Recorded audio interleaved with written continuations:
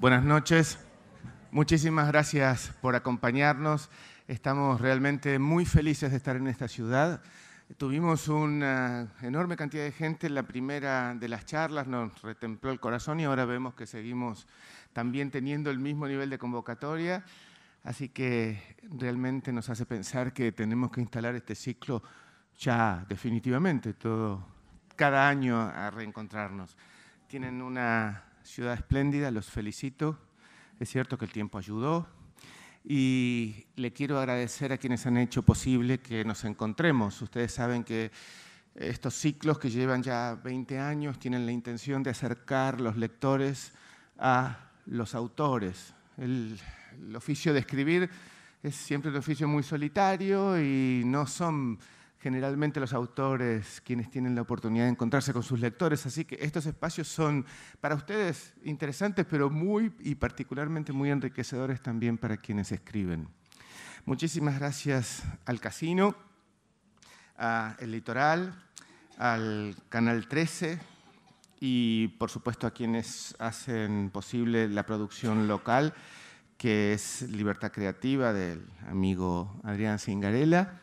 Y este tipo de actividades se hacen porque se juntan muchos de los cabos sueltos y eso lo hace Marcelo Franganillo. Y particularmente detenernos en quien desde hace un tiempo nos está acompañando y que es para nosotros un enorme orgullo y es el Banco Hipotecario.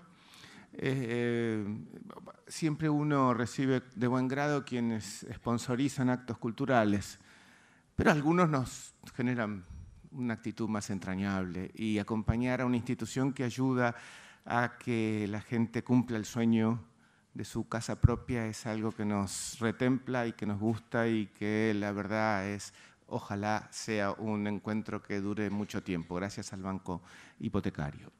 A lo mejor conjuramos hoy un maleficio irremediable. ¿A qué me refiero? ¿Se acuerdan? A los celulares. Es el momento en el que ustedes pueden meter la mano en las carteras, los señores en los bolsillos. No hagan lo que hice anoche. Tengo en mi vida muchas cosas por las que avergonzarme. Desde anoche una terrible. Estaba yo en el bellísimo Teatro 1 de Mayo que tienen ustedes aquí, espléndido, y en el medio del concierto sonó mi celular. Me quise matar. No va a ser tan grave hoy si suena, pero sería mejor que no suene. El doctor Daniel López Rossetti es especialista en clínica médica y cardiología y cardiólogo universitario, jefe del Servicio de Medicina del Estrés del Hospital Central Municipal de San Isidro, Buenos Aires, profesor titular de Psicofisiología de la Facultad de Psicología, Universidad Maimónides, director del curso universitario de Medicina del Estrés y, denme un instante, ¿a qué lo digo todo de corrido? Psiconeuroinmunoendocrinología, salió, genial. Genial.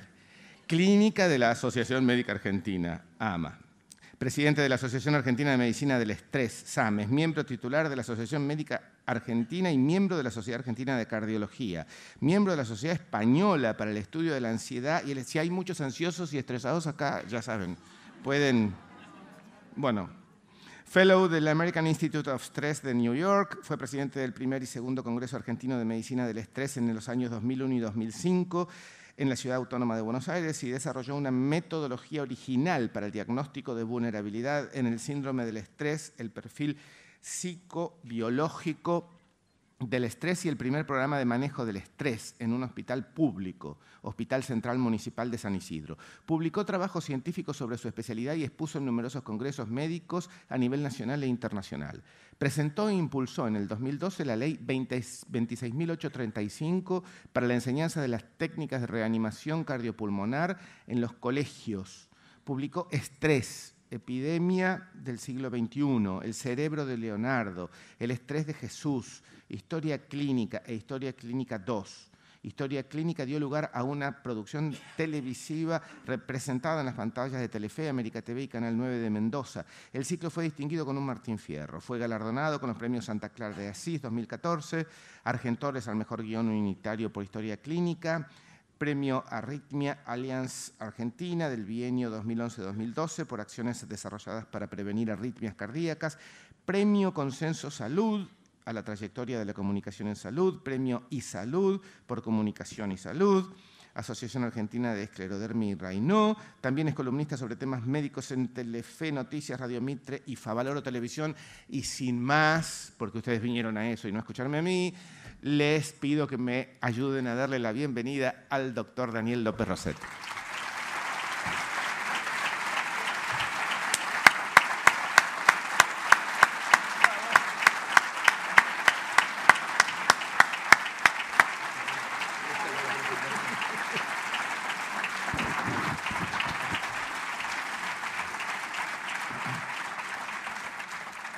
Yo voy a cambiar el eje de lo que habíamos previsto. Cuando vos entrabas a la facultad, ¿algún día pensaste que ibas a entrar a auditorios, que ibas a ser popular, que ibas a ser célebre, que la gente te para en la calle, que te dice, doctor, lo vi? No. ¿Tenías eso en tu cabeza? No. No. No. ¿Por qué fuiste médico? Siempre me gustó la medicina, siempre. De chiquito jugaba al médico, siempre me gustó la biología, la investigación. Eso parece una vivada, ¿no? Jugar al médico de chiquito. Bueno, ¿No? Es muy interesante y tiene que ver con ellas, porque como especialidad hice cardiología y nunca hubiese conocido a mi novia en cardiología, porque hace 30 años en cardiología no había mujeres, no había pacientes mujeres. Cuando iba a unidad coronaria... Pero tienen corazón. Sí, claro que lo tienen, pero en ese entonces duraban más que ahora. Entonces no había, claro, el accidente cerebrovascular era básicamente masculino y las enfermedades cardiológicas eran básicamente masculinas. Obviamente un residente, un concurrente, un estudiante de medicina, de ginecología podía conocer mujeres, es obvio, pero claro. Un cardiólogo nunca, porque ustedes no se enfermaban del corazón, hoy sí. Ahora vamos a verlo, sí, correcto. ¿Arrancamos? Bueno, empezamos entonces a lo que vinimos a presentar ellas, que no sé si dijimos. Y mi primera inquietud fue, ¿dónde empezó la diferencia? ¿No? Porque si hay un libro que se llama Ellas, es que hay un libro que se llama Ellos, no sé si lo publicará alguna vez. ¿Dónde el ser humano, esto que somos nosotros, personas que se diferencian de otros seres, comenzó? ¿Dónde Daniel la diferencia? Daniel tiene otra característica, que es hiperkinético, es el único hay asientos libres escritor, por ahí, se pueden sentar los que estén. el único escritor que yo entrevisto que sale, se mete entre ustedes, vuelve, que yo... Bueno, pero... Daniel, Gracias, ¿dónde Diego. empezó la diferencia? ¿Dónde empezó la diferencia? Bueno, ante todo, gracias por venir. Me siento muy contento de estar acá y sobre todo que haya un auditorio. Me siento acompañado. Espero estar a la altura de las circunstancias. La pregunta de Nino, ¿dónde empezó todo? Y bueno, empezó en la prehistoria. Es decir, hombres y mujeres no somos iguales, somos diferentes. Hay alguna cosa que debo aclarar y sobre todo al final lo vamos a repetir. Hombres y mujeres no somos iguales, somos diferentes, ni mejores ni peores, complementarios. Esto es central. Podré decir muchas cosas, me voy a equivocar, pero esto tiene que quedar. Segundo, puede haber más diferencias entre dos hombres o más diferencias entre dos mujeres que entre un hombre y una mujer. Pero cuando uno analiza una variable determinada en términos promedios, hay diferencia entre el hombre y la mujer. ¿Me explico? Que ahora vamos a ir. Y más de una vez que yo comente algo, ustedes van a decir, sí, es así, porque lo sienten como hombres y como mujeres. El libro sé que es comprado por muchas mujeres, pero el que lo necesita es el hombre.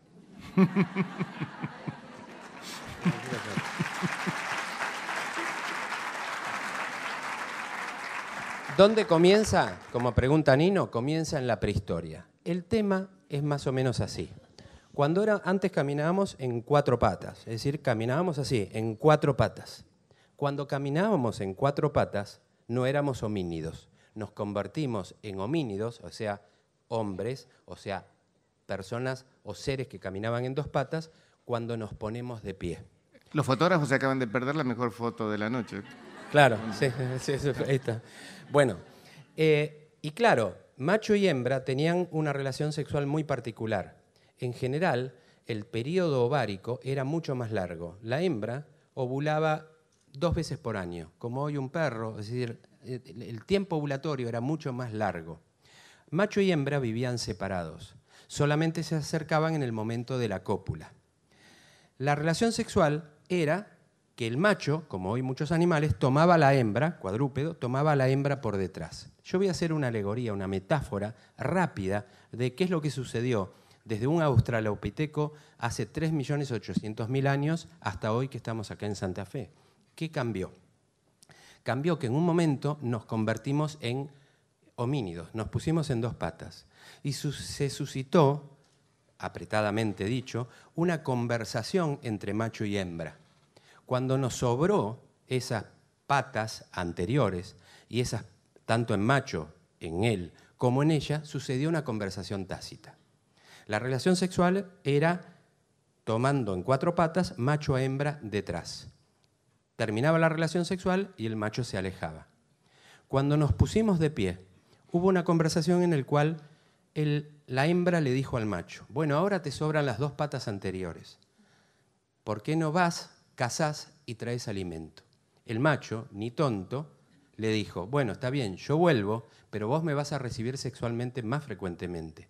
Esto pasó muy lentamente y el ciclo ovárico se acortó y el periodo de fertilidad fue más corto y la hembra empezó a aceptar sexualmente al macho con mucha frecuencia. Entonces el macho le dice a la hembra, porque el nene, la cría, empieza a nacer más inmadura que antes. Entonces el macho le dice, bueno, ahora a vos te sobran las 2 patas, yo te traigo alimento, pero vos con tus manos preparás la comida y cuidás la cría y le das de amamantar más tiempo porque ella no puede vivir sola, sino hasta después de algunos años. En esta conversación, y al ponerse de pie, ¿cómo le va?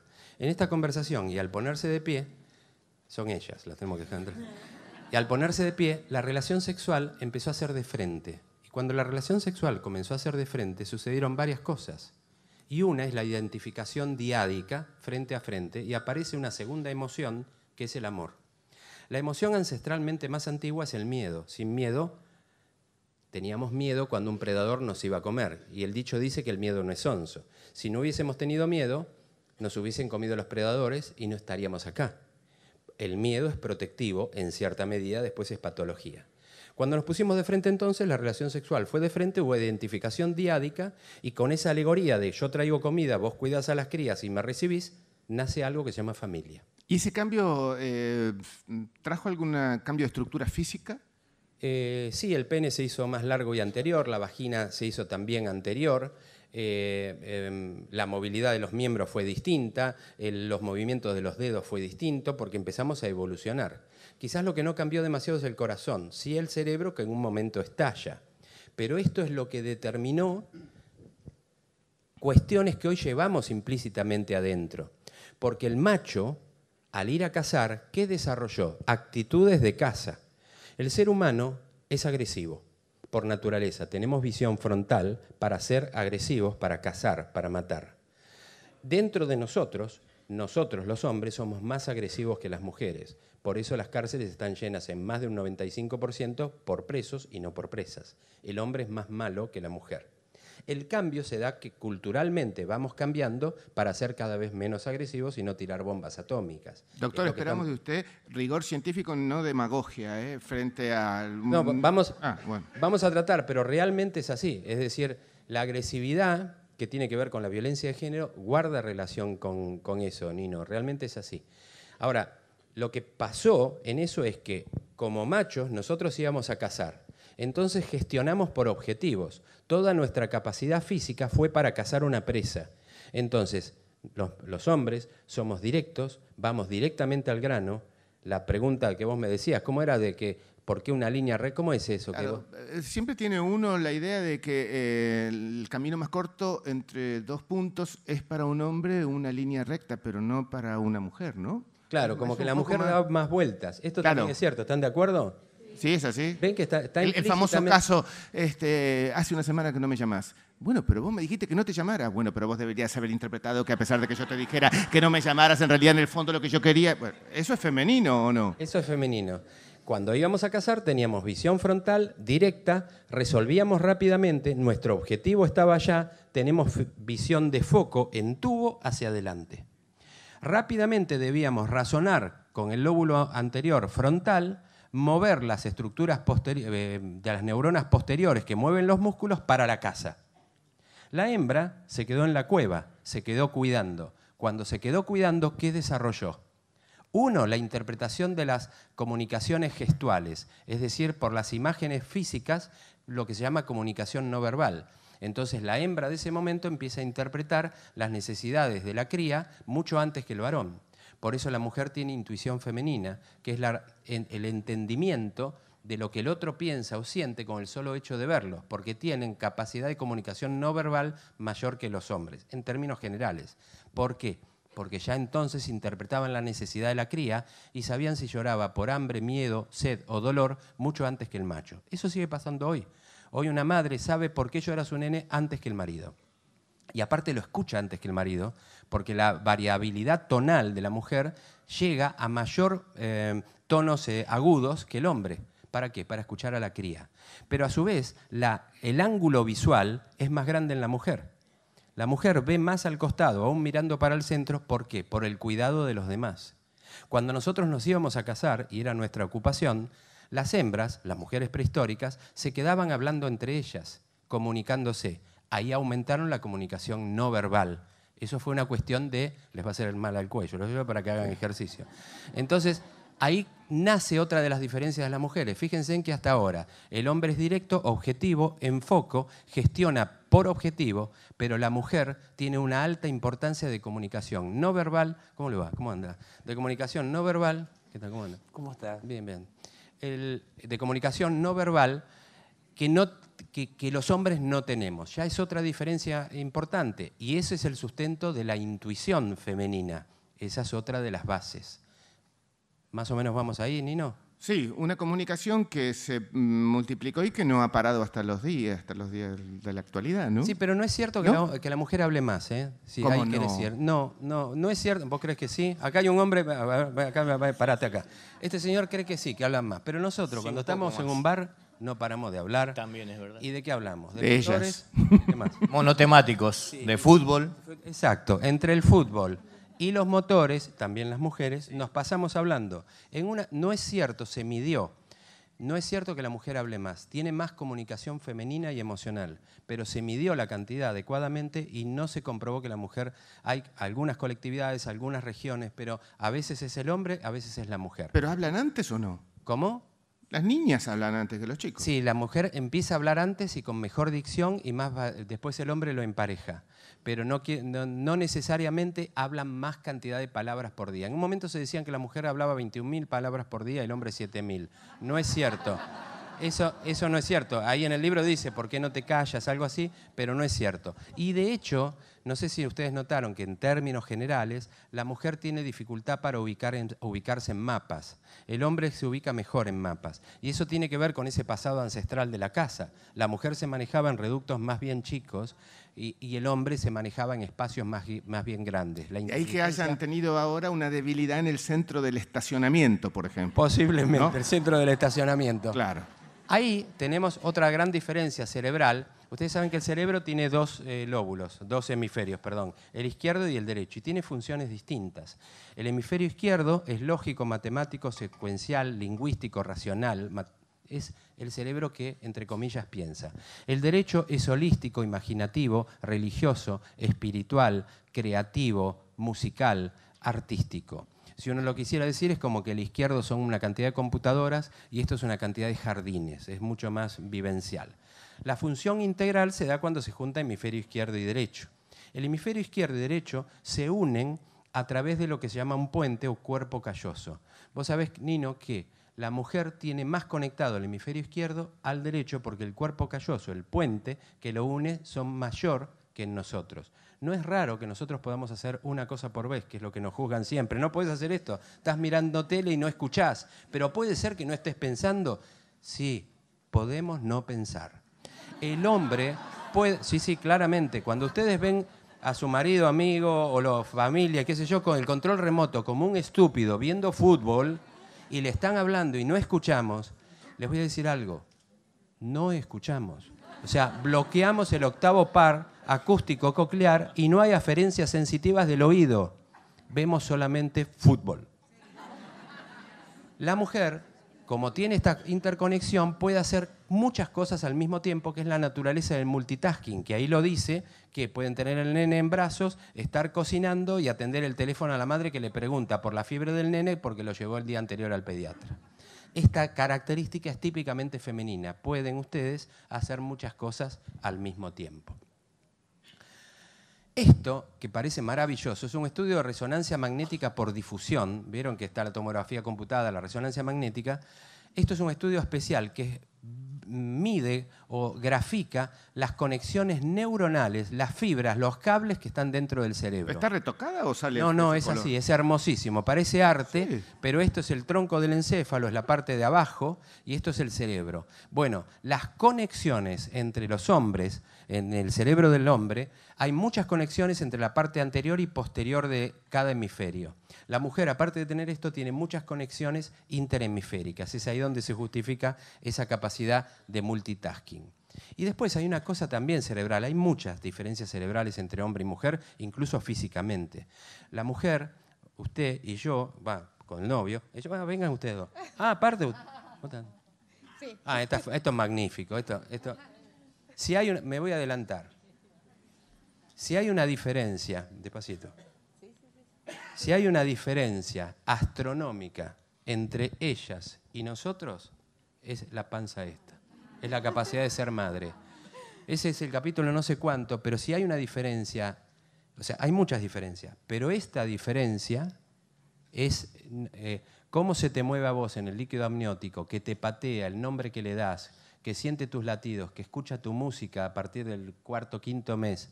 No tiene esa diferencia, sí, es absolutamente sideral y astronómica. ¿Vos sabés en qué mes estás? Sexto mes. ¿La encontraste de casualidad o la habías preparado? Sí, la encontré de casualidad porque estaba con el marido ahí. Sí, bueno. Y le quiero decir una cosa. Ustedes saben que la mujer tiene un cerebro más chico que el hombre. Esto en el siglo XVII, ¿estuve mal con esto? Te estás metiendo en un terreno, sí, me parece. Tiene un cerebro entre un 5 y un 8% más chico, pero no quiere decir que tenga menos neuronas, sino que están más apretadas. Esto en el siglo XVII, cuando los anatomistas dieron esto, dio lugar a pensar que la mujer era inferior intelectualmente al hombre, porque el cerebro era más chico. Si el cerebro fuera a la medida de la inteligencia, una ballena o un elefante serían muy inteligentes.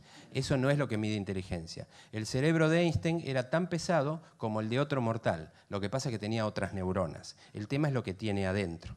A su vez, vos tenés un cerebro más chico que el de tu marido, de antemano, pero hoy, te digo, él hace así, como que tiene un cerebro más chico, pero hoy, parate. Te voy a dar una satisfacción. Ella, vos sos el marido, supongo, bueno, no me quiero meter en detalles, sí, pero... Seguís metiéndote en terrenos...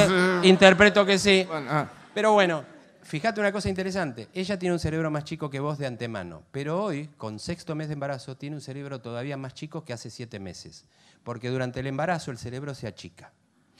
Las embarazadas... Ahí vienen los antojos. Sí, se achican, claro, y hay antojos, pero ¿por qué se achica? Ahí hay muchos estudios, no vamos a entrar en detalle, pero las mujeres embarazadas, sobre todo en el trabajo, empiezan a estar en babia, se empiezan a olvidar de cosas, no sé si te pasa. ¿Te pasa?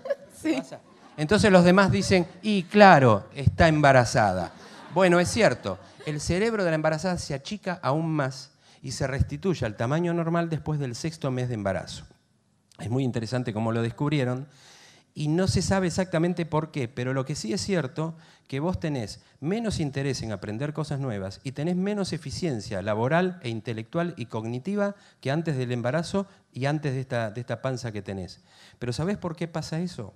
Porque en este caso coincide Dios, si es que existe, vos como madre y la biología en que tu cerebro se dedique única y exclusivamente a esto. Muy bien. Muchas gracias. Daniel, y adentro de esa panza, Bueno, ¿qué sabemos que hay ahí? Bueno, yo recién, cuando uno tiene una embarazada enfrente, no tiene una persona, tiene 2. Esto siempre hay que, por lo menos 2. Sí. Puede tener 3, puede tener 4, pero eso es importante. Hay una cosa que también tiene que ver con esto, Nino, que son las neuronas espejo.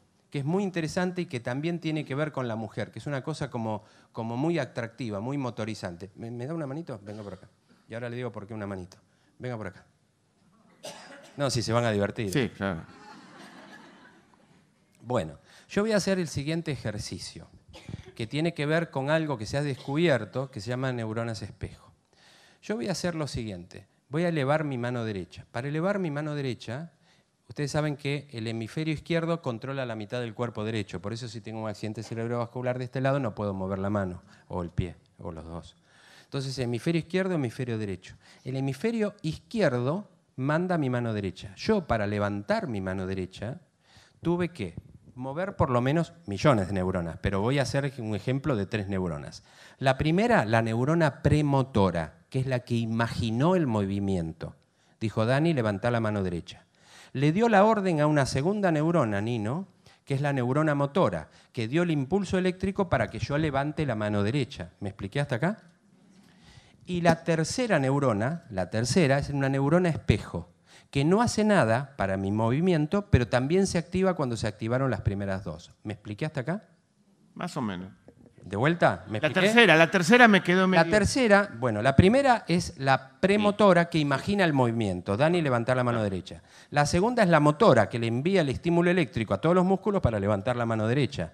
Y la tercera es una neurona que se activó y se prendió cuando se prendieron, empezó a dar señales, se prendió, se encendió, empezó a trabajar, pero no mueve nada. ¿Me explicaste acá? ¿Y para qué sirve? Ahora vamos. Nino. Bueno. Entonces, premotora, motora y neurona espejo. Bueno, ella me está mirando. Yo levanto la mano derecha. ¿Ella levantó la mano derecha? No. No. Bueno, yo me voy a poner acá. Ella me estaba mirando a mí y también tiene 3 neuronas del lado izquierdo para levantar, si quisiera, su mano derecha. Yo las voy a ejemplificar acá para que se vea. Tiene también las 3 neuronas. La premotora para levantar su mano derecha y decir, ¿cómo te llamas? Sandra. Sandra levanta la mano derecha, es la premotora. Le va a dar la orden a la motora para que dé los estímulos de levantar a la motora y la espejo va a encenderse cuando levantó la mano. ¿Me expliqué hasta acá? Ahora, ¿qué sucede para contestar lo de Nino? Yo le levanto, Sandra, la mano derecha. No, vos no, yo. Yo levanto la mano derecha. Esto tiene que ver con la imitación, que también existe. Es un fenómeno que existe. Por eso se contagia el bostezo y una serie de cosas. Entonces, yo levanto la mano derecha y activé mis 3 neuronas. Ella no activó la motora ni la premotora de su mano derecha porque no levantó la mano. ¿Vamos bien? Es decir, que de las 3 neuronas no activó ni la premotora ni la motora, pero sí activó la espejo. Al verme, activó la espejo que hubiera activado si hubiera levantado su mano derecha. ¿Me expliqué? ¿Por qué se llama espejo? Porque es la imagen especular del movimiento que tiene enfrente. Y esto le hace sentir a Sandra mi movimiento. Por eso interpretamos el rostro de los otros emocionalmente, porque interpretamos en nuestra mente los espejos de las neuronas que se activan emocionalmente del otro. ¿Me expliqué hasta acá? Bueno, resulta que la mujer, Sandra, tiene más neuronas espejos que yo. La mujer tiene más neuronas espejo. Entonces tiene más capacidad de intuición. Podemos bajar, Sandra, gracias. Un aplausito para Sandra. Sandra tiene más neuronas espejo que nosotros los hombres. Para eso sirve la neurona espejo. Pero yo quería volver ahí. ¿A dónde? ¿Cuándo aparece la diferencia cuando se está gestando un...? Ah, bueno, vos tenés 6 meses, ¿no?, de embarazo. En realidad, el embrión de ella, hoy se llama feto, después del 3er mes, pero el embrión de ella, ¿todavía saben si es varón, nena o qué viene? ¿Qué es? Es nena, bueno, viene un ella. A la 8ª semana de gestación, hasta la 8ª semana, el cerebro del embrión de ellos era igual, el cerebro, de uno de otro. No era ni hombre, ni mujer, ni... Era un cerebro unisex. Cuando la carga genética marca que va a ser varón, el cerebro cambia de un sentido masculino y tiene estructuras anatómicas e histológicas y microscópicas diferentes al de mujer. ¿Y de quién heredamos la carga genética? Del hombre. Es el hombre. El hombre es que define el sexo. El hombre define el sexo con un cromosoma que se llama cromosoma Y. O sea, ella es ella porque él tenía genes sexuales que en la fecundación ese día, y con ese espermatozoide, porque si hubiera venido el espermatozoide de al lado, a lo mejor no era una nena, sino era un nene, pero el espermatozoide que fecundó el óvulo de ella tenía carga genética masculina. Y a la 8ª semana ya se diferencia el cerebro entre ellas y nosotros. Muy bien. ¿Sí? Otra diferencia enorme es la inteligencia. La inteligencia, los slides están sobrepuestos por una cuestión de procesamiento, porque se veían bien, acá no sé, pero no importa. La idea clásica de la inteligencia es la llamada inteligencia o coeficiente intelectual, que se hacía básicamente con test lógicos matemáticos. Es decir, vos hacías un test que tenía mucho que ver con la lógica y la matemática. Si sacabas un 10, te convertías en muy inteligente, y si sacabas un 3, eras un burro. Bueno, eso no separó personas que sean más felices o menos felices, o personas que alcancen el éxito en la vida o no.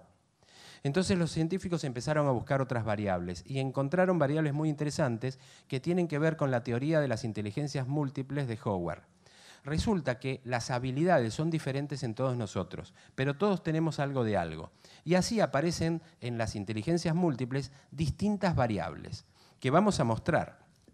Entonces, hay personas que tienen una inteligencia en lo de las inteligencias múltiples, que es la inteligencia lógico-matemática. Hay personas que tienen facilidad matemática. Pero hay personas que tienen facilidad cinético-corporal, que es el movimiento en el espacio, un jugador de fútbol. O hay personas que tienen inteligencia musical. Vieron que hay gente que rápidamente musicalmente toca algo y otro es una madera. Son habilidades naturales que acuden a distintas partes del cerebro. La inteligencia visual y espacial, que es ubicarse en el espacio, como lo hace un trapecista, como lo hace un escultor, etc. La inteligencia lingüística, que es la capacidad de los poetas, de los que escriben, de los que hablan, es la capacidad de expresión. ¿Y todos estos están repartidos de igual manera entre hombres y mujeres? No, pero pasa lo siguiente. Vos como hombre podés tener determinadas, todos tenemos de todo un poco, pero en vos se va a destacar. Yo sé que vos sos un literato, sos una persona de la cultura, sos una persona sumamente leída. Hablar con Nino es un placer. Hoy la cena que vamos a tener con la gente del hipotecario, la gente de Planeta, y hablar con Nino es un lujo excepcional. Podríamos vender entradas para la cena de esta noche. Bueno, aparte tiene ocurrencia, el tipo le da. Bueno, entonces yo sé que vos tenés una inteligencia lingüística muy, muy clara, es decir, que tenés una facilidad poética, hablás de Borges, sabés una cantidad de cosas que me fascinan. Pero la del fútbol, ¿cuál era? No, la inteligencia cinético-corporal. Ahí estás muerto. Bueno, está bien. Pero después hay dos inteligencias más, que es la inteligencia intrapersonal, que es el conocerse a uno mismo, y la inteligencia interpersonal, que es conocer al otro. Puede haber un psicólogo que sea muy buen psicólogo y puede interpretar al otro y ayudarlo, pero en su vida personal fracasó muchas veces. ¿Por qué? Porque lo intrapersonal no le funciona tan bien como lo interpersonal. Bueno, eso sucede. Pero las mujeres tienen, en términos generales, mayor facilidad para lo que se llama inteligencia emocional, que es la gestión, el entendimiento de las emociones propias y ajenas y manejarse en consecuencia. Y eso tiene mucho que ver con esta capacidad de inteligencia intrapersonal e interpersonal. La inteligencia emocional está más desarrollada en la mujer. Y yo he descubierto, yo me creí inteligente muchas veces y me encontré con mujeres, entre ellas mi señora, que es mucho más inteligente que yo, por el manejo emocional. Con lo cual yo empiezo a acudir a ella para determinadas cosas. ¿Y tu mamá? Y mi mamá ni hablar. No, contá porque me parece que viene cuando estabas estudiando y le contaste. Bueno, eso está en la dedicatoria. Sí. Bueno, un día, era el año 78, está en la dedicatoria, lo pueden ver. Pero me acuerdo en el año 78, yo era un estudiante muy bueno, sabía mucho, sacaba 9, 10, todo ese tipo de cosas, y era muy arrogante y muy soberbio. Entonces yo estaba en el living de casa, en Villa Ballester, y viene mi mamá y me pregunta algo que no recuerdo exactamente sobre una enfermedad. Entonces le empiezo a explicar en forma muy larga, con palabras muy complicadas, durante mucho tiempo, si tenés razón, Nino, tiene que ver con esto, durante mucho tiempo, y después de explicarle cosas inentendibles, le dije la peor frase que puedo decir, y es, ¿entendiste? Entonces mi mamá se calló un rato y me dijo, Dani, si hablas así de difícil, nunca vas a curar a nadie. Ese día mi mamá me enseñó muchas cosas, a no ser soberbio, por ejemplo, pero también me enseñó medicina, porque si el paciente no entiende lo que uno dice, no puede mejorar. Y aparte, excepto que me equivoqué, nunca más dije ¿entendés? Dije me explico, porque si no entendés es porque yo me expliqué mal, porque hasta se le enseña a un perro, se instruye. Así que si uno no logra transmitir la responsabilidad es de uno. No comprendo bien cómo en un aula de 30 alumnos, 28 se llevan matemática. Yo me sentiría muy frustrado como docente. Inteligencia emocional, manejo de las emociones, utilizar las emociones. Esta es una característica femenina. Ellas y el deseo. Deseo y amor, dos temas fascinantes. El deseo en ellas y nosotros no es igual. No, claro. No. De hecho, vos preguntabas la influencia de los pensamientos sexuales, hombre-mujer. Sí, exactamente. Porque te llamaba la atención la diferencia. Sí.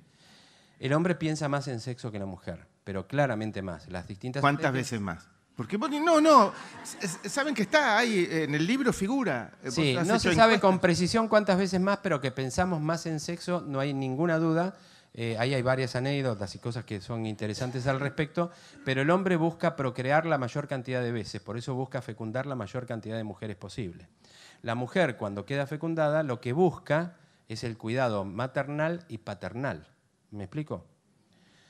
O sea que esa búsqueda en los hombres es consustancia de su naturaleza, nada de que culparlos, ¿no es cierto? Claro. Pero ahí hay unas anécdotas muy interesantes al respecto. En Ellas y el deseo me llamó la atención una película, si ustedes recuerdan, que era El abogado del diablo, con Al Pacino y Keanu Reeves. No sé si la vieron. En esa, para los que no la vieron, Keanu Reeves era un abogado exitoso, inescrupuloso, que gana muchos juicios y gana un juicio en el cual se acusaba a un profesor de someter a una alumna. Él hábilmente, aún sabiendo que el profesor realmente la había violado, la denostó en medio de todo el tribunal, ganó el juicio a favor del profesor y la alumna obviamente perdió el juicio. Al Pacino lo convoca para que sea parte de su estudio de abogados. Al Pacino era un abogado muy importante, de un estudio jurídico muy importante de Nueva York.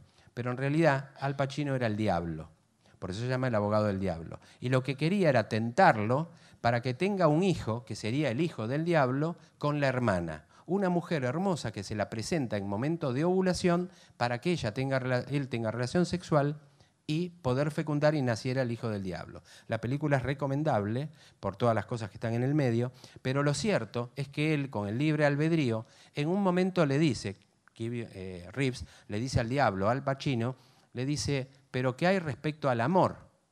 Y él dice, el amor, denostando el amor, nada muy diferente a grandes cantidades de chocolate.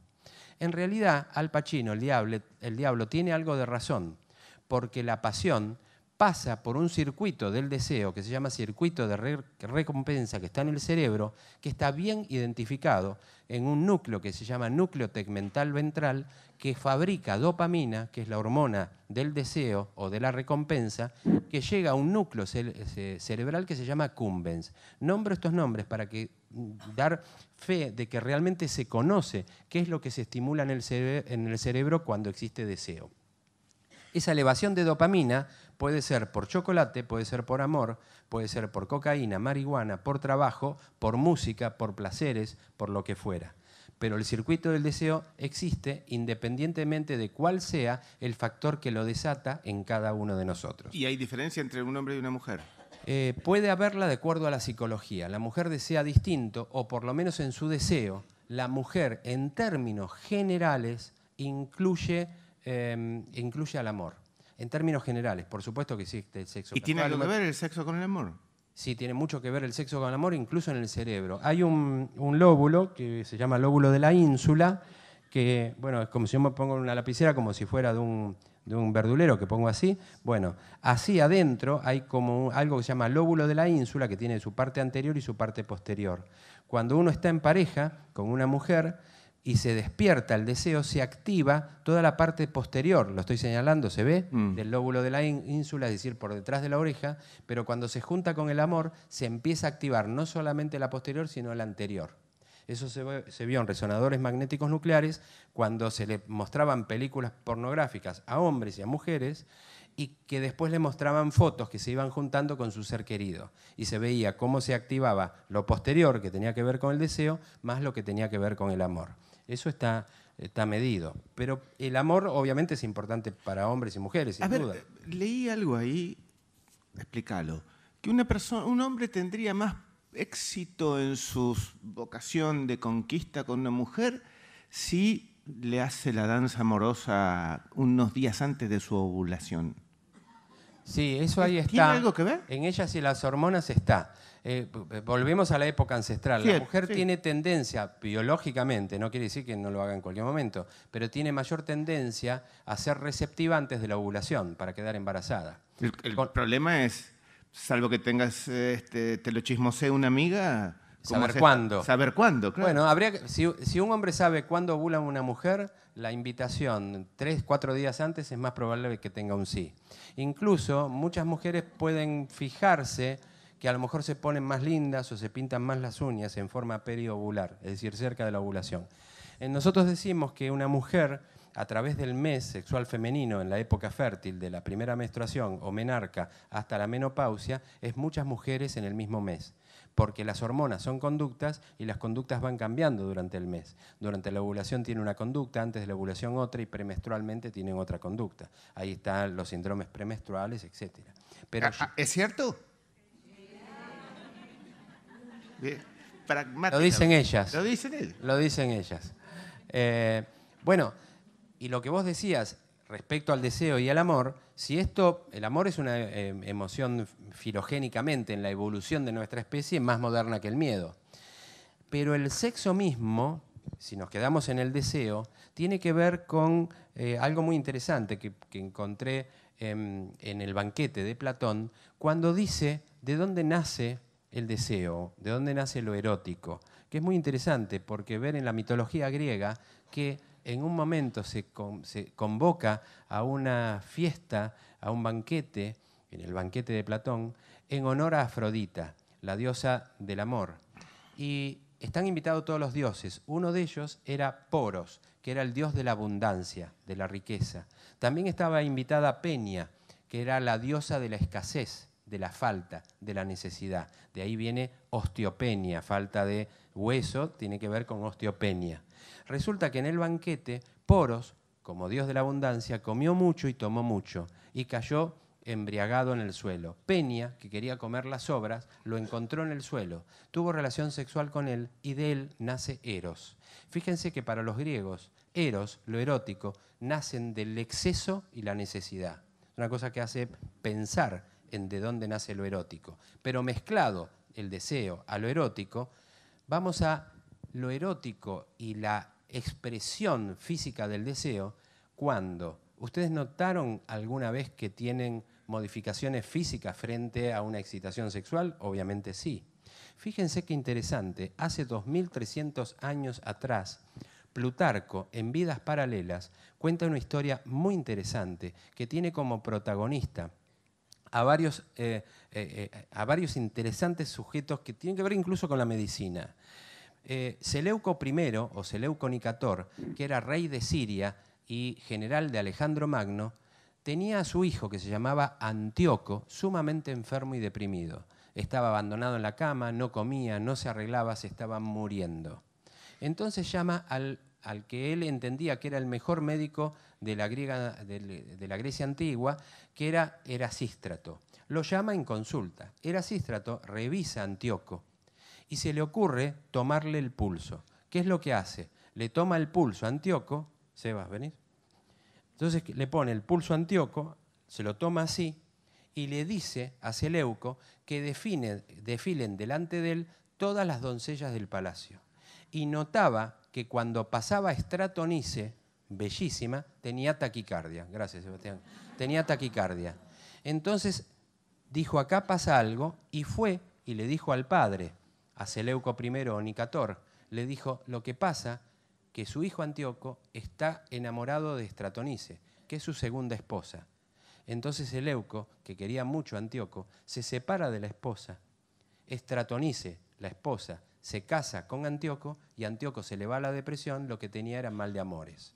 Esto está descrito 2300 años atrás. Fíjense cómo el amor, la secreción hormonal, las distintas sustancias producen cambios que son visibles. El amor siempre cobra víctimas. Claro. El amor siempre cobra víctimas.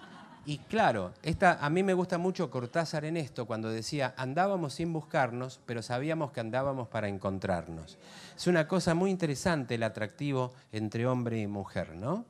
Andábamos sin buscarnos, pero sabíamos que andábamos para encontrarnos. Pero siempre, en la evolución, el telencéfalo, es decir, la parte más evolucionada, el cerebro anterior, el cerebro pensante, siempre agrega algo. Es decir, en el amor está bien que hay pasión, intimidad, compromiso, como vamos a ver, pero también, como somos seres evolucionados y tenemos algo de racional, siempre digo, no somos seres racionales, somos seres emocionales que razonan, que no es lo mismo, porque por muchos más años fuimos seres emocionales que racionales. La razón es una novedad en nuestra serie evolutiva, en nuestro camino evolutivo. Pero también cuando hay amor, uno piensa y se da vueltas y la cabeza le da vueltas, y creo que lo dice muy bien Cortázar cuando dice, fíjate lo que dice, sacás una idea por ahí, como un pensamiento, un sentimiento de aquel otro estante, lo atás con ayuda de las palabras y resulta que te quiero. Es una descripción muy buena, poética, de una mezcla de lo que es sentir, lo que es pensar y lo que es la unión de emoción y razón en términos de amor. Stenberg relaciona el amor, el capítulo del amor es un lindo capítulo, relaciona la teoría de Stenberg 3 elementos: pasión, intimidad y compromiso. Él interpreta, y me parece muy interesante, y ahí hay un test de Stenberg muy lindo, donde hay 36 preguntas para hacerse el uno con el otro. Lo puede hacer un hombre o mujer, o dos hombres o dos mujeres, para llegar a un grado de intimidad. De manera que yo lo puedo hacer con él, y son 36 preguntas que yo le voy a hacer a él, y él va a contestar, y esas mismas 36 las voy a contestar yo.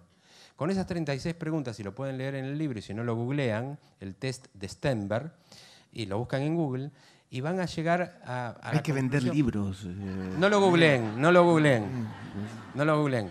Pero si ustedes hacen ese test, van a ver que Está mucho mejor en el libro que en internet, se los aseguro. Pero es increíble a lo que uno llega a conocer al otro contestando esas preguntas. Dícese, y ahí lo pongo, que para conocer a una persona hace falta consumir un saco de sal. Es decir, que son muchos, muchos años. Porque uno no sabe del otro, aunque parezca mentira. Pero si hoy en parejas quieren contestarse esas preguntas, incluso cuando se hicieron los primeros estudios entre desconocidos, se formaron parejas, como si fuera Roberto Galán. Pero eso pasó. Es muy interesante este test y lo que explica lo que es amor sociable, amor romántico, amor vano, y uno va a racionalizar o pensar o sentir si lo que uno predomina en su relación de pareja es la pasión, si es la intimidad, si es el compromiso, en qué estadio evolutivo estamos cada uno de nosotros. Esto ya lo adelantamos con la señora, es la diferencia astronómica, nos adelantamos porque justo te encontré a ustedes dos, pero es la diferencia astronómica. Esto sí marca una diferencia insalvable entre hombre y mujer. Un capítulo es Ellas y el corazón. Tienen. Para empezar, tienen. Tienen. Pero lo que llora un hombre cuando llora por amor, ahí nacen los tangos. O llora mucho tiempo o encuentra reemplazo enseguida. Esa es la, ¿no? Claro. El corazón de ellas es verdaderamente diferente y es biológicamente diferente. Primero, el dolor cardíaco. El dolor cardíaco masculino, esto es muy importante enfatizarlo. Esto le vamos a dedicar un instante, es la parte que a lo mejor es menos poética y qué sé yo, pero el dolor cardíaco por obstrucción coronaria, de angina de pecho o infarto agudo de miocardio es un dolor de aparición súbita, es decir, agudo, intenso, retroesternal, en la zona de distribución de la corbata, que irradia a raíz de cuello, hombro izquierdo, brazo izquierdo, antebrazo izquierdo y estos dos dedos, que irradia por transfección al dorso y puede dar dolor de columna intensa o a la boca del estómago y que puede ir acompañado de decaimiento, náuseas, vómitos, sensación de hipotensión. Este es el dolor cardíaco masculino descrito por Heberden en el siglo XVII y está excelentemente bien descrito. La medicina tiene perfiles machistas y este es uno. Y el dolor cardíaco típico es esto. Si yo en vez de Daniel me llamo Daniela, ese dolor cardíaco podría ser, me duele un poco el pecho, me falta el aire, no me siento bien hace varios días, subo las escaleras y me agito, y tengo palpitaciones y tengo una angustia que no aguanto más, Va a una guardia médica, le dan un ansiolítico, el tercer día tiene un infarto. Créanme que es así. Y de hecho, la Fundación Cardiológica Argentina, para llamar la atención al público en general y a los médicos en particular, dice: el corazón de la mujer puede romperse, en serio. Es real. ¿Y por qué aumentaron las cardiopatías en las mujeres? Bueno, ese es un tema. Si preguntamos por qué muere una mujer, muchas de ustedes, excepto que hayan leído el libro o nos hayan escuchado estos días, la mayoría de los hombres y mujeres van a decir que las mujeres se enferman y mueren de enfermedades ginecológicas, es decir, cáncer de cuello de útero, endometrio, ovarios y cáncer de mama. No es así. Las mujeres mueren de enfermedad cardiovascular. Del año 2007 para acá, la primera causa de muerte en la mujer es la cardiovascular. ¿Por qué? Porque la mujer alcanzó y superó al hombre por dos cosas. Una, el estrés femenino. La mujer sigue haciendo todo el trabajo que hizo siempre, desde que éramos hombres monos, la casa, la familia, el cuidado, la comida, más salir a trabajar. Es ganarse el peso, porque no alcanza el sueldo del hombre nada más en la sociedad actual, lucharla afuera, estudiar, ganarse el lugar, el espacio, soportar no tener el mismo ingreso económico que por el mismo trabajo que el hombre, tener en estructuras un techo en el cual no puede pasar, que se llama techo de cristal. Esto, más el triunfo de las tabacaleras, que hicieron que las mujeres fumen más que los hombres, incluso hoy, y pueden ver en edificios libres de humo el horario de descanso, que abajo hay un montón de gente fumando afuera y 8 de cada 10 personas son mujeres. La mujer fuma más que el hombre. Triunfaron las tabacaleras. Ese estrés femenino de hoy, más las tabacaleras, determinó que la mujer hoy muera de infarto. O sea que estaban mejor cuando estaban mal. Estaban mejor en ese sentido cuando no tenían esa doble imposición y cuando no fumaban. Claro. Si querés más diferencias, el síndrome del corazón roto o broken heart. Esto se descubrió en el año 2001. Quiere decir que yo vi muchos broken heart que creí que eran otra cosa. ¿Qué es un broken heart? El síndrome del corazón roto es un síndrome que en el libro está bien explicado, en Google no. Muy bien. Está aprendiendo. Pero lo pueden googlear y buscan síndrome del corazón roto, está muy bien explicado. Que es un síndrome en el cual ingresa a la guardia un paciente con un dolor cardíaco intenso, simula un infarto agudo de miocardio con insuficiencia cardíaca, cursa con una mortalidad del 5 o más %, o sea que es grave, es importante, y en el 95% de las veces se trata de mujeres posmenopáusicas que tuvieron un fuerte dolor emocional, como la muerte de un familiar querido, pudo haber sido eso, o como una desaveniencia familiar, una ruptura matrimonial, es decir, un dolor emocional desgarrante que pasa al cuerpo de algún modo y produce el síndrome de corazón roto, o broken heart, o disquinesia apical idiopática, o síndrome de Takotsubo, o síndrome de miocardiopatía por estrés. Esto está descrito. Takotsubo no es un japonés que le dio el nombre, sino que cuando se hace un estudio que se llama ventriculograma, algo parecido a en el momento que se hace una coronariografía, el corazón toma una forma, en lugar de triangular la parte interna, una forma de jarrón chino. ¿Vieron un jarrón chino de la dinastía Ming? Pero que los japoneses lo compararon con un jarrón de Takotsubo, que era el jarrón que utilizaban los antiguos pescadores, que parecía un jarrón chino, que le ponían cebo adentro, lo tiraban al agua, los pulpos se metían al jarrón y no podían salir porque se resbalaban. Complicadito para buscarle nombre, ¿no? Porque... pero le pusieron síndrome de Takotsubo. El Takotsubo es un síndrome cardíaco de raíz emocional en la mujer. Ahora, vos describís que sí, que son el estrés que las pone, pero en el mundo entero las mujeres tienen una expectativa de vida superior al del hombre y con varios años, ¿no? Sí. El tema es que la mujer está protegida cardiovascularmente en la época fértil. Y ahí nos sacan entre 5 y 7 años. Sí. Pero cuando aparece la menopausia y bajan los estrógenos, nos alcanzan rápidamente. De todos modos, tienen esos 7 años de ventaja, entre 5 y 7. Sí, mucho. Pero por eso digo que la mortalidad de la mujer cambió posmenopáusicamente. Pero también, ustedes habrán escuchado que cada vez más mujeres jóvenes mueren. Antes no existía. Hay patologías que antes no existían.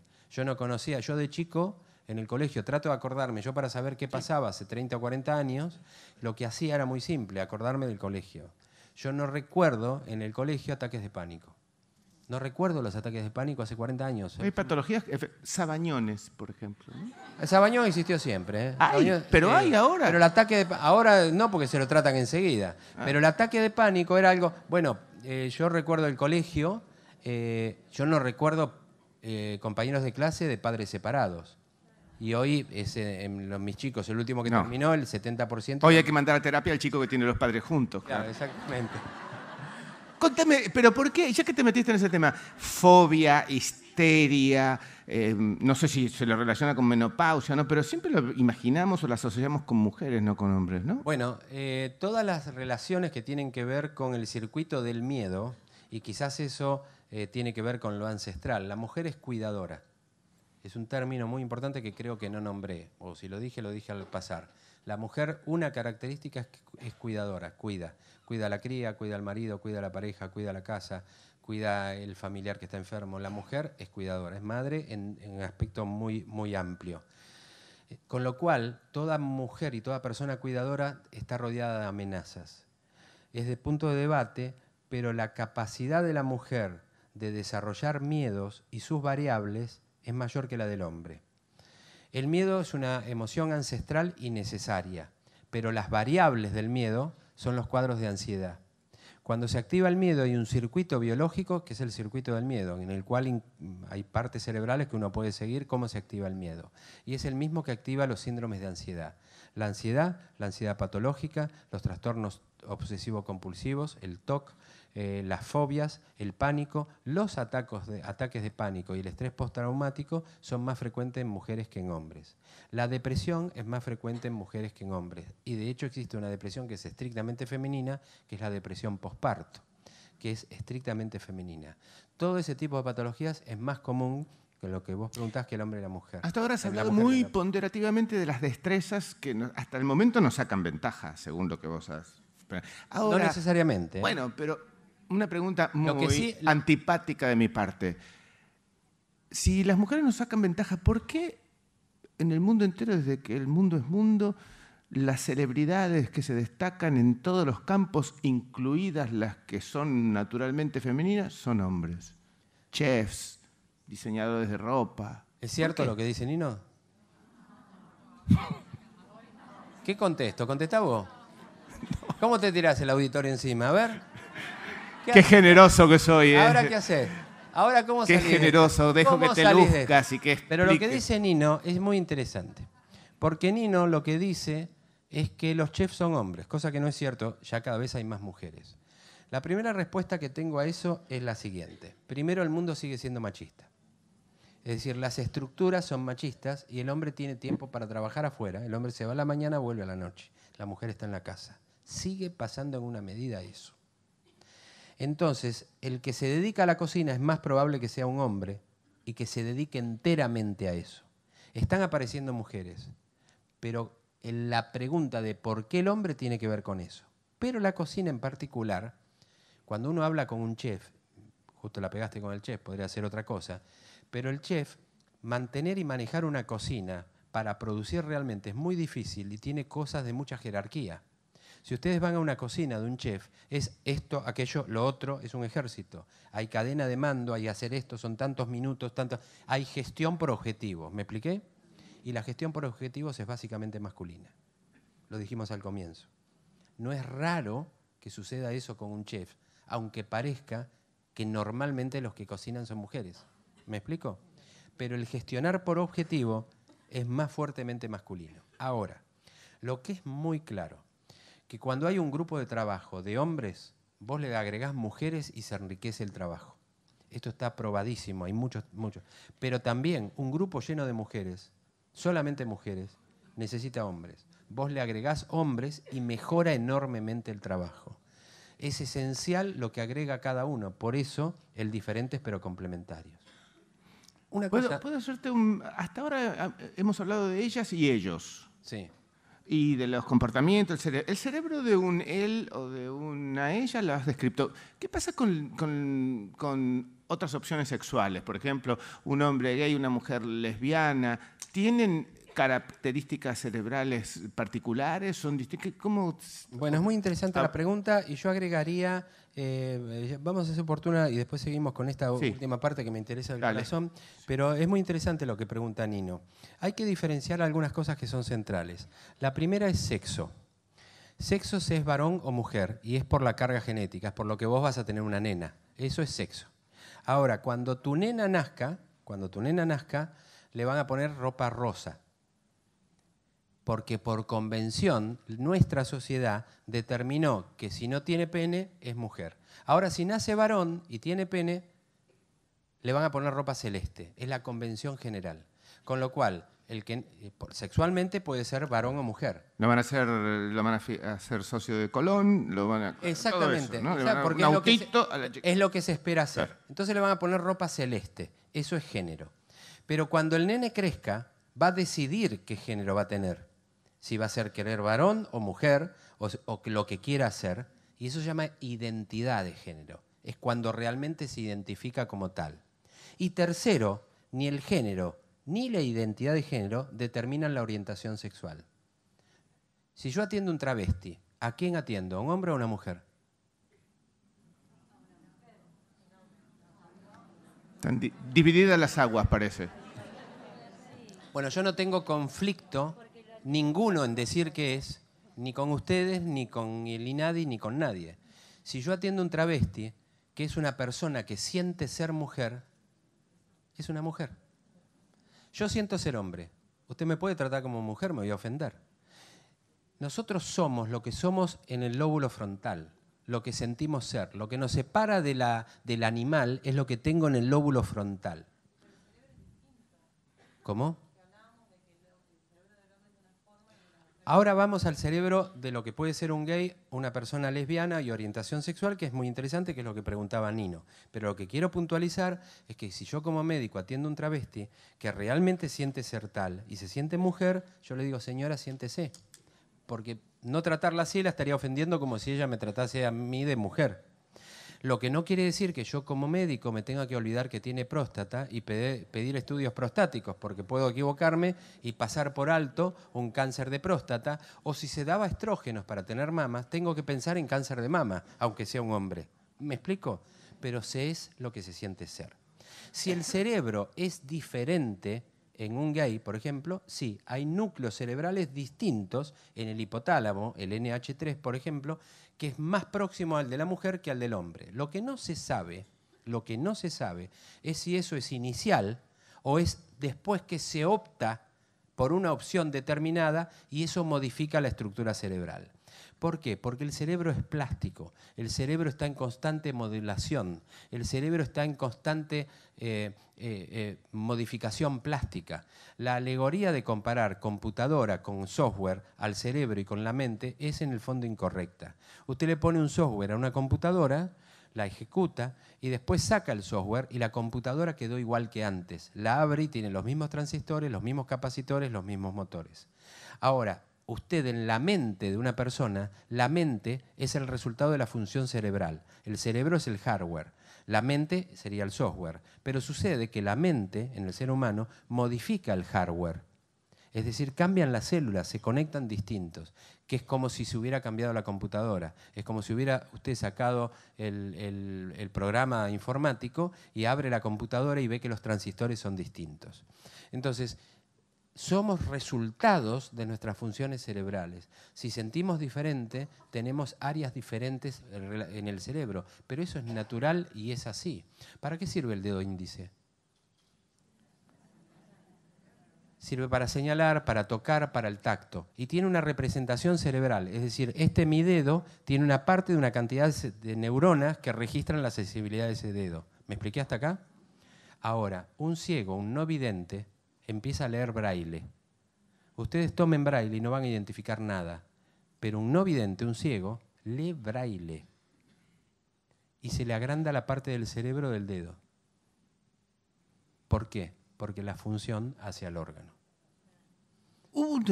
Siempre escuchamos, las neuronas se mueren y nunca más las recuperamos. ¿Tiene algo de verdad eso? No, hay partes del cerebro donde las neuronas siguen naciendo, se siguen multiplicando. Muy bien. De hecho pasa, por ejemplo, con un accidente cerebrovascular que se vuelve uno a tener determinadas funciones porque desarrolla las neuronas del lado. Quiero sí, esta última parte, que también está en el libro y no sé si está en Google, está acá, que tiene que ver con el matrimonio, el estrés y el tiempo.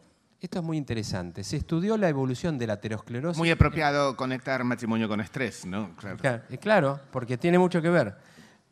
Hay un estudio de Gallo, y después hay muchos estudios más, ahí está citado en bibliografía, que estudiaron la evolución de, vamos a ir terminando, Sí. la evolución de la aterosclerosis, sí, la evolución de la aterosclerosis a lo largo de los años. Un estudio inicial de 14 años. ¿Y saben lo que se observó?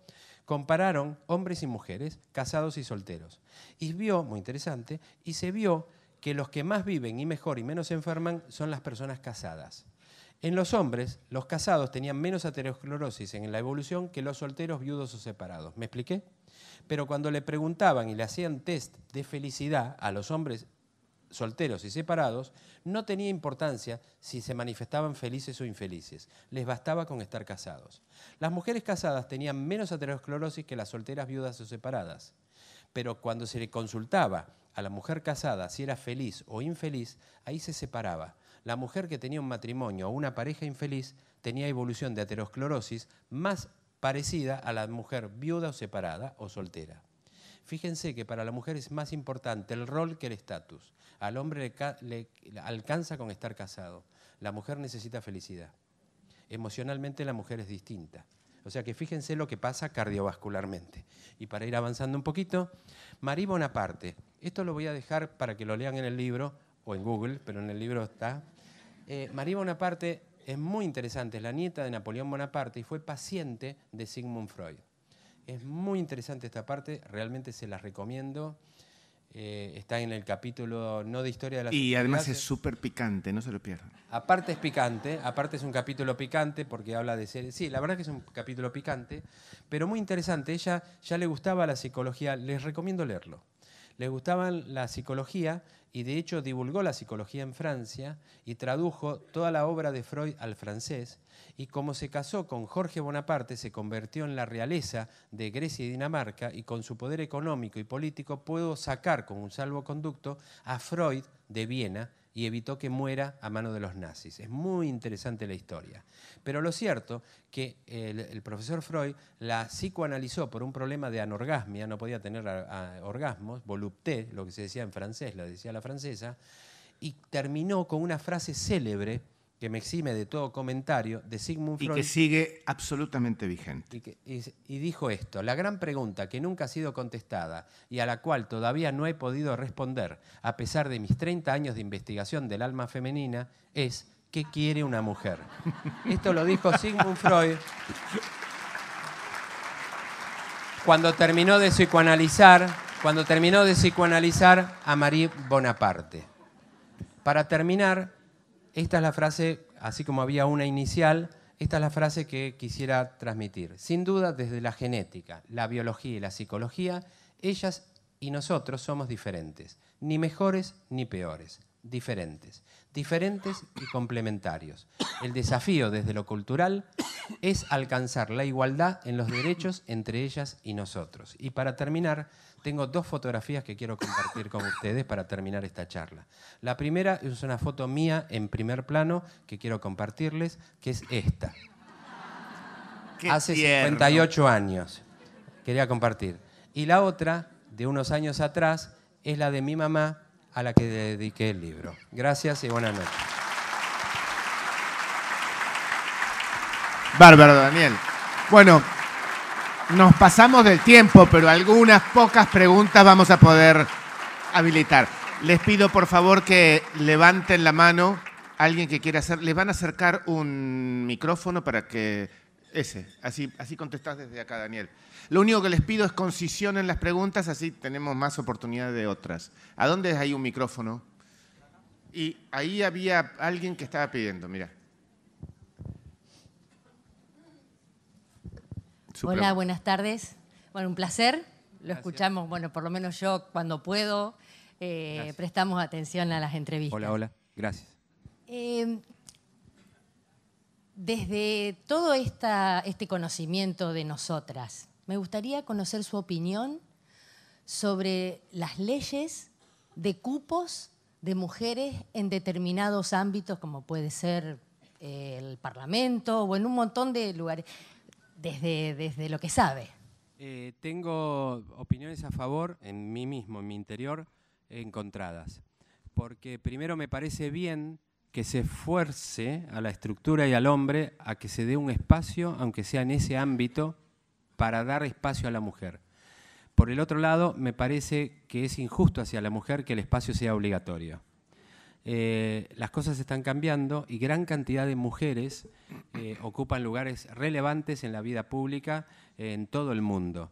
Algunas incluso tienen características que la hacen de liderazgo y algunas ejercen en ese liderazgo características fuertemente masculinas. Solamente Margaret Thatcher pudo dar la orden de hundir el Belgrano fuera del área de exclusión, y es una mujer. En términos generales me parece que es una excepción, una mujer no mata. ¿A dónde hay otras preguntas? Mira, acá, Adrián. Ahí está. ¿Tenemos un solo micrófono? Ah, el otro. Así que vayan levantando la mano, así ya el otro micrófono está disponible, ¿eh? Sí, su pregunta, por favor. Sí, cuando habló sobre el sexo dijo que el hombre pensaba varias veces al día en el sexo y con diferentes mujeres. ¿El cerebro del hombre es bígamo? ¿Hay alguna otra pregunta? Me hace acordar a una célebre frase de Oscar Wilde que decía: la bigamia es cuando sobra una mujer. La monogamia es lo mismo.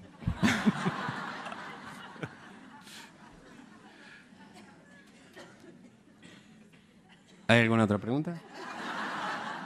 Todo lo que digas puede ser usado en tu contra, ¿te acordás? No. En términos generales, la cultura también cambia al hombre, pero la posibilidad de infidelidad masculina es, en términos generales, más frecuente que la femenina. Sin embargo, hay un fuerte crecimiento en los últimos años de infidelidad femenina, por distintos motivos, pero existe, sí.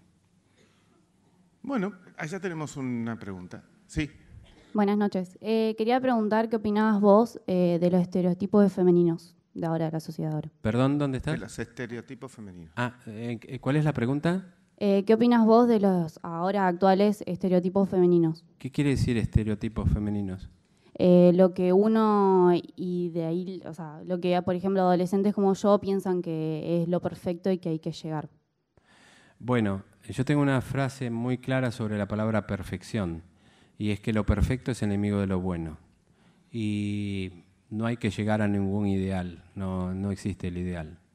No creo en estereotipos.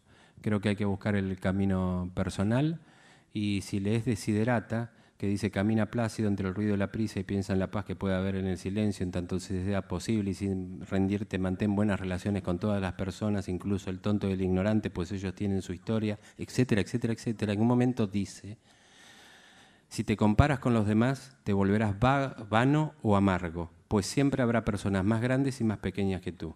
No hay que compararse y no hay estereotipos.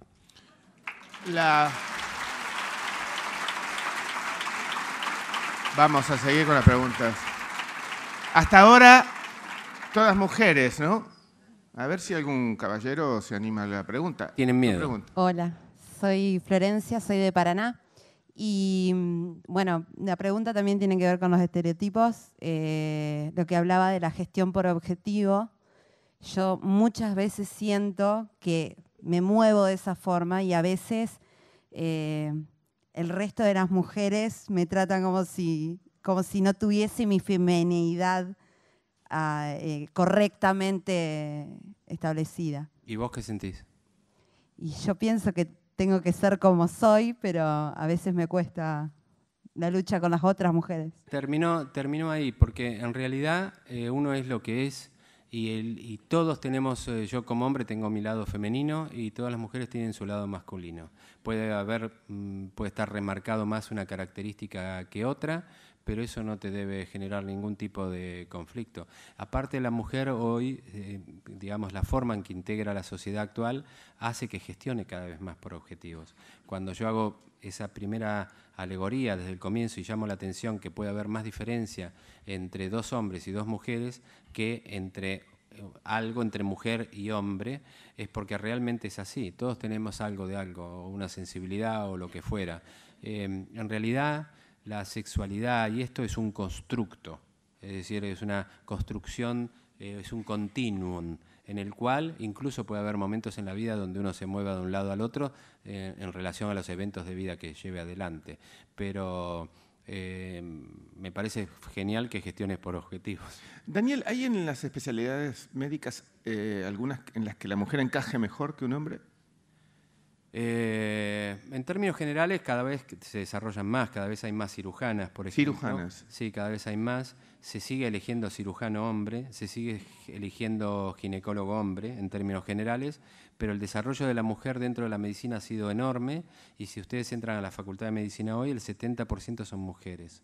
Es decir, el futuro es un futuro médico de mujeres. Pero hay especialidades que son muy femeninas. La dermatología es una, todo lo que tiene que ver con la plástica es cada vez más femenino.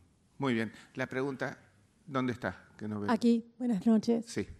Lo mío tiene que ver con números. ¿Existe algún estudio demográfico, llamémosle, que puede evidenciar una sobrepoblación de mujeres o una población mayor de mujeres que hombres? Porque aquí, por ejemplo, en este espacio, mujeres somos la mayoría. Nos movemos a otros espacios cuando compartimos conversaciones las mujeres y Bueno, decimos, el censo bueno, cada 10 vamos a años da que determinado son lugar poquito y mujeres. muchas mujeres, faltan hombres. En otros países también hay muchas mujeres, pocos hombres, y los hombres son, en cierto modo, bueno, los más buscados, ¿no? ¿Existe una mayor población de mujeres que hombres? Depende del pico etario. En realidad nacen muy parecidos hombres y mujeres. Lo que pasa, yo una vez fui al cine, estaba con mi hijo, y estábamos por ver una película, y adelante había 8 mujeres muy mayores. Y yo le dije a mi hijo, que le estaba mostrando una película, lo llevaba, salida de padre con hijo varón, qué sé yo, le digo, ¿ves todas estas mujeres? Mira cómo disfrutan. Y me dice, sí, qué bueno, ¿no? Le digo, ¿sabe dónde están los maridos? No, en el cementerio. Es decir, la mujer vive más que el hombre, así que depende la etapa en que uno lo analice. En una maternidad hay tantos varones como mujeres. Lo que pasa que depende, el hecho que acá haya más mujeres no significa nada, significa una motorización, porque quizás la mujer es más sensible a este tema y eso tiene que ver con la sensibilidad femenina. Lo que no tengo duda que muchas de las mujeres de acá, que a lo mejor les interese el tema, introduzcan en este tema a los hombres que las rodean. Pregunta, no, sí, levanta la mano. Acá, Daniel. Muy bien. Muy bien. Un señor. ¿Qué tal? Buenas noches. Yo le quería preguntar por el tema de la atracción. Hay un dicho popular con el cual no coincido, que dice algo así como billetera mata galán. ¿Qué opina usted? Todavía no tenés años, pero con el tiempo te vas.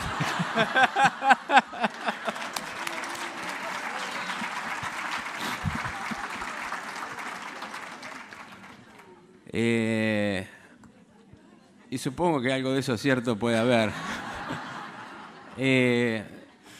Sí, también el hombre también busca sus cosas, pero bueno, la búsqueda de la protección masculina por parte de la mujer puede tener que ver con eso también.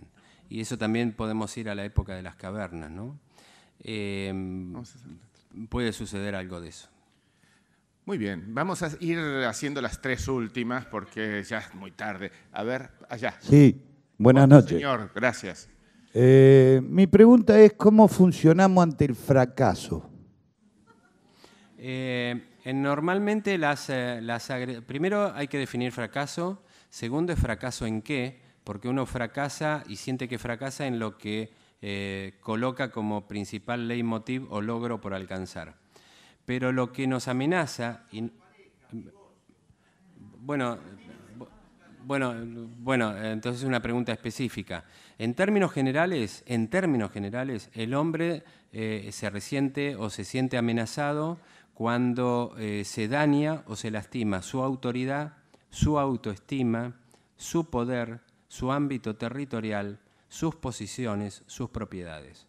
La mujer se siente más agredida o lastimada cuando se rompen su círculo de amistad, su círculo social, su red social de contención, su familia y lo que ha logrado en la vida como unión cooperativa en términos de ser humano cuidador.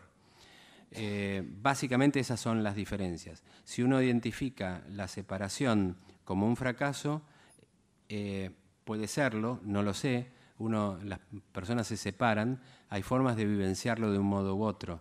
Uno puede decir 20 años de matrimonio y se separa, y puede decir, bueno, puede ser un fracaso, también pudieron haber sido 20 años felices de matrimonio y empieza una vida nueva. No lo sé, me parece que cada caso es particular. Daniel, yo no como profesional como vos, pero sí como periodista, he notado una disposición de la mujer de una fortaleza abismalmente mayor frente a la tragedia, ¿no? Sí. Por ejemplo, madres de Plaza de Mayo, la mayoría viudas de hombres muertos por cardiopatías. No hay padres de Plaza de Mayo más o menos conocidos.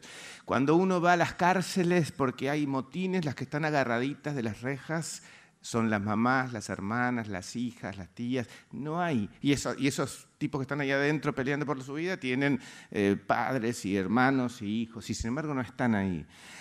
Al comienzo, los acompañamientos terapéuticos, cuando comenzó el SIDA, los chicos se morían, las que estaban eran mujeres.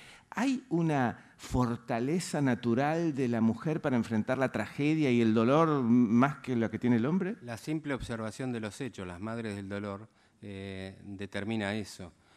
Incluso históricamente, míticamente o no, lo que refleja eso es la crucifixión de Jesús. Quedaron solamente las mujeres.